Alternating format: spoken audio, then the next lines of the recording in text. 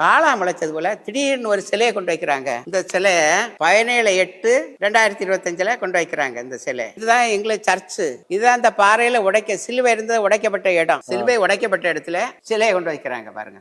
இதே அந்த சிலுவைக்கான அதே கட்டிடத்துல ஆனா உடைக்கப்பட்ட சிலுவையின் பகுதிக்கு உள்ளே இருக்கு. இவங்க கட்டியிருக்காங்களா அதுக்குள்ள இருக்கு, பாறையோட சேர்ந்து இருக்கு. அதே பெரிய பாவம் இல்ல, சிலுவையை உடைச்சிட்டு இந்த கடவுளும் அதை ஏற்றுக்கொள்ள மாட்டார்ல. இரவு சிலுவையை உடைச்சிடுறாங்க. உடைச்சிட்டு இந்த முருகன் சிலை அதை எப்ப வைக்கிறாங்க? முருகன் சிலை காலையில ஒரு 9 o'clock போல வைக்கிறாங்க. அந்த சின்ன கீழே இருக்கிற அந்த கட்டடம் அதை கட்டி நைட்டு கட்டினாங்களா பகல்லையா? இது நைட்டே கட்டி இருக்காங்க. நைட்டே அதை இடிச்சிட்டு நைட்டே கட்டி இருக்காங்க.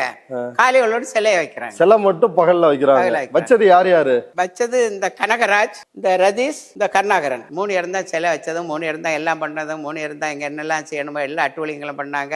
அதுக்கு கூட இப்ப பேக்ரவுண்டு பாரதிய ஜனதா. அந்த பாறையினுடைய முக்கியத்துவம் என்ன? லேண்ட்ல அதிகமான இடம் இருக்கு. 1 ஏக்கர் 8 சென்ட் இருக்கு. தீர்வு ஏற்படாத தரிசு நிலம் தான் கவர்மெண்ட் பரம்போக்கு. ஆனா என் பேரு இருக்குது அவங்களுக்கு தெரியாது. நீங்க அனுபவத்துல இருக்கிறது அவங்களுக்கு தெரியாது.